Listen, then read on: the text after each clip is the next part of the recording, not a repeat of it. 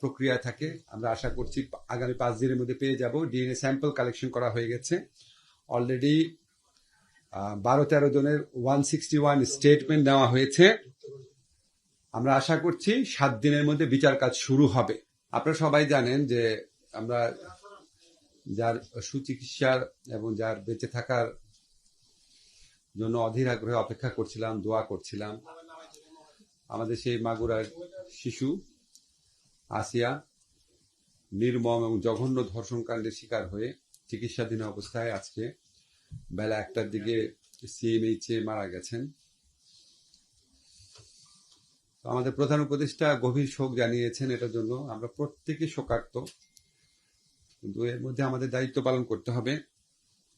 আমরা বিশেষ ব্যবস্থায় আজকেই পোস্টমর্টেম রিপোর্ট নেওয়ার ব্যবস্থা করেছি। আজকেই পোস্টমর্টেম রিপোর্ট পাওয়া যাবে। আজকেই আসিয়ার দাফনের জন্য আসিয়ার মৃতদেহ মাগুরায় নিয়ে যাওয়া হবে হেলিকপ্টার যোগে, এবং আসিয়ার পরিবারের সাথে উপদেষ্টা পরিষদ এবং সরকারের পক্ষ থেকে আমাদের উপদেষ্টা ফরিদা আক্তার উনি উপস্থিত থাকবেন। উনি হেলিকপ্টারে করে যাবেন, অ্যাকম্পানি করবেন মাগুরাতে, দাফন পর্যন্ত থাকবেন। আর আপনাদের আমি বলেছি আজকেই পোস্টমর্টেম রিপোর্ট হবে, ডিএনএ রিপোর্ট, এটা একটা প্রক্রিয়া থাকে। আমরা আশা করছি আগামী 5 দিনের মধ্যে পেয়ে যাব। ডিএনএ স্যাম্পল কালেকশন করা হয়ে গেছে অলরেডি। 12-13 জনের 161 স্টেটমেন্ট নেওয়া হয়েছে। আমরা আশা করছি 7 দিনের মধ্যে বিচার কাজ শুরু হবে। এবং আপনারা জানেন অতীতে বিচার কাজ শুরু হয়ে দ্রুত 7-8 দিনের মধ্যে বিচার কাজ শেষ হওয়ার, ধর্ষণের মামলার 7-8 দিনের মধ্যে বিচার কাজ শেষ হওয়ার নজির আছে অব্যাহত শুনানির মাধ্যমে। 7 দিনের মধ্যে ইনশাআল্লাহ যদি আমরা বিচার কাজ শুরু করতে পারি, আমাদের বিচারক ওনারা সর্বোচ্চ দ্রুততার সাথে ন্যায় বিচার নিশ্চিত করেই বিচার করতে পারবেন। কারণ এখানে এত পারিপার্শ্বিক, এত সাক্ষ্য রয়েছে, ডিএনএ টেস্ট পাওয়া যাবে, তারপর পোস্টমর্টেম রিপোর্ট পাওয়া যাবে। ফলে আমরা আশা করছি খুব দ্রুততম সময়ে এই মামলার বিচার হবে এবং ইনশাআল্লাহ দোষী সাব্যস্ত হলে দৃষ্টান্তমূলক শাস্তি হবে। এর পাশাপাশি আপনাদেরকে আরেকটা জিনিস জানাতে চাই। গত 2 দিন আমি বলেছি যে আমরা একটা নতুন আইন করছি। নতুন আইনের প্রাথমিক ড্রাফট হয়েছে। আপনারা জানেন অনেক স্টেক হোল্ডার আছে, ওনাদের সাথে কনসালটেশন করতে হয়। আমরা আশা করছি এই আগামী রোববার বা খুব দেরি হলে সোমবার, আশা করছি রোববারই আমরা নতুন আইন প্রণয়ন করে ফেলবো।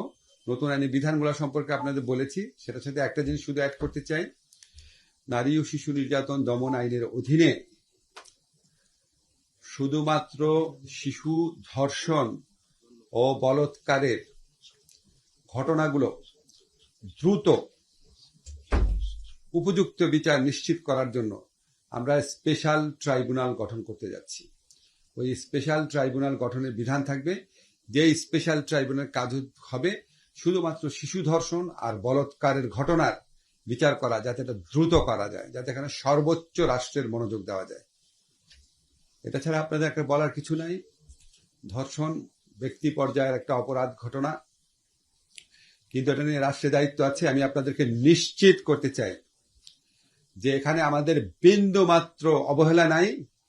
আপনারা দেখেছেন সাথে সাথে অপরাধীদেরকে গ্রেফতার করা হয়েছে, পরের দিন ডিএনএ স্যাম্পল গ্রহণ করা হয়েছে। আজকে আমাদের এই মর্মান্তিক খবর পাওয়ার পর ডাক্তাররা সময় বাঁচানোর জন্য নিজেরা সিএমএইচে গিয়ে দ্রুততম সময়ে পোস্টমর্টেম করার সিদ্ধান্ত নিয়েছেন। আমরা আমাদের দায়িত্ব পালন করব। এই ধরনের জঘন্য ঘটনা ঘটে গেলে মানুষের মন দুঃখ বেদনায় ভরে ওঠে। আমরাও মানুষ, আমাদের মন দুঃখ বেদনায় ভরে আছে। আমাদের কর্তব্য কর্মে কোনো রকম অবহেলা হবে না। কিন্তু আপনাদের কাছে অনুরোধ, এই ইস্যুকে কেন্দ্র করে যারা দেশে নৈরাজ্য সৃষ্টি করতে চায়, আপনারা তাদের দিকে লক্ষ্য রাখবেন। আমরা এই ইস্যুকে কেন্দ্র করে কোনো নৈরাজ্যকে আমরা বরদাস্ত করব না। আমাদের যদি কোনো ভুল ত্রুটি থাকে স্পেসিফিক্যালি বলবেন, অবশ্যই আমরা সেই ভুল ত্রুটির রেসপন্ড করব, জবাবদিহিতা নিশ্চিত করব। কিন্তু আপনাদেরকে আমরা নিশ্চিত করতে চাই, এখন পর্যন্ত অন্তত এই ক্ষেত্রে আমাদের কোনো ভুল নাই, এবং ইনশাআল্লাহ আমরা চেষ্টা করব ভবিষ্যতে ভুল হলে ভুল কারেক্ট করার জন্য। গতকাল আপনাদেরকে একটা এক্সাম্পল আমরা বলেছি যে একটা শিশু ধর্ষণ মামলাতে একজনের যাবজ্জীবন কারাদণ্ড হয়েছিল, তাকে যখন হাইকোর্ট জামিন দিয়েছে, আমরা সরকারের পক্ষ থেকে, আইন মন্ত্রণালয়ের পক্ষ থেকে অ্যাটর্নি জেনারেল অফিসের মাধ্যমে আপিলের ডিভিশনে আবেদন করেছিলাম, তার জামিনটাও বাতিল হয়েছে। আমরা এই ক্ষেত্রে জিরো টলারেন্স তো পুরনো কথা, আপনাদের শুধু একটা জিনিস জানিয়ে রাখি যে আমাদের এই উপদেষ্টা মণ্ডলীতে এমন মানুষ আছেন যারা দীর্ঘদিন নারী এবং শিশুদের অধিকার রক্ষার জন্য আন্দোলন করেছেন অথবা মানব অধিকারের জন্য আন্দোলন করেছেন।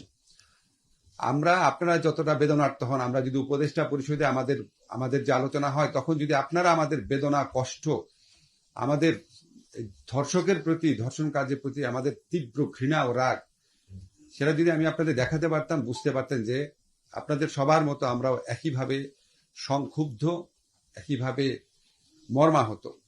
এবং পার্থক্য হচ্ছে আমাদের যেহেতু ব্যবস্থা নেওয়ার স্কোপ রয়েছে, আমরা অবশ্যই সকল রকম ব্যবস্থা নিচ্ছি।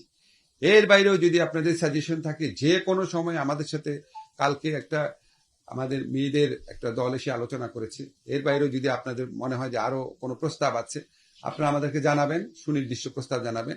কিন্তু এই ব্যাপারকে কেন্দ্র করে দেশে যারা অন্য নাগরিকদের জন্য ভোগান্তি সৃষ্টি করছে, যারা অস্থিতিশীল পরিবেশ তৈরি করতে চায়, তাদের দিকেও আপনারা নজর রাখবেন। আমরা সবাই আসিয়ার জন্য দোয়া করব, আমরা সবাই এই বিচারের জন্য অপেক্ষা করব। আসিয়ার ঘটনা তো বিচার শুরু হয়ে যাবে, এর মধ্যে স্পেশাল ট্রাইব্যুনালটা করা হবে অন্যান্য ধর্ষণের কাজে দ্রুত বিচারের জন্য। স্পেশাল ট্রাইব্যুনাল গঠিত হতে হতে আসিয়ার বিচার শুরু হয়ে যাবে, এবং আসিয়ার বিচার আমরা আশা করছি নিরবচ্ছিন্ন শুনানির মাধ্যমে হবে দেখে এখানে আর স্পেশাল ট্রাইব্যুনাল দরকার হবে না। আমি আপনাদেরকে শুধু এটুকু বলতে চাচ্ছি, শিশুদের ধর্ষণ এবং বলাৎকারের মামলা, সেখানে কোন মামলাগুলো এখানে ট্রান্সফার করা যায়, কারণ আমি কোর্ট গঠন করলাম একটা, আবার সব মামলা এখানে দিয়ে দিলাম, তখন তো দেরি হবে, বুঝছেন না?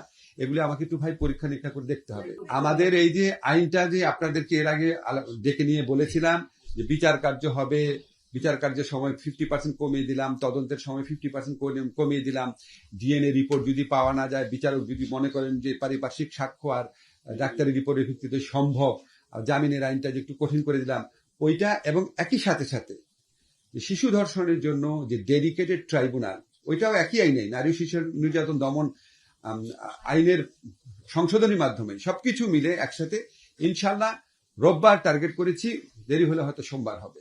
আমরা নির্বাহী আদেশ লাগবে না, ধরেন যারা আপনার পুলিশ আছে, যারা বিচারক আছে, সবাই তো মানুষ, সবাই তো সেন্সিটিভ, বুঝছেন না? সবাই তার সর্বোচ্চ মনোযোগ দিয়ে এটা দ্রুত বিচারের চেষ্টা করছে। আমরা পুলিশের মধ্যে দেখেছি ওনারা অস্থির হয়ে গেছে যে তাড়াতাড়ি পোস্টমর্টেম করো, তাড়াতাড়ি ডিএনএ করো, তাড়াতাড়ি 161 স্টেটমেন্ট যা আছে নিয়ে নাও। তো এই আর্জেন্সিটা, আসিয়ার প্রতি এই ভালোবাসা, মায়াটা সবার মধ্যেই তো আছে।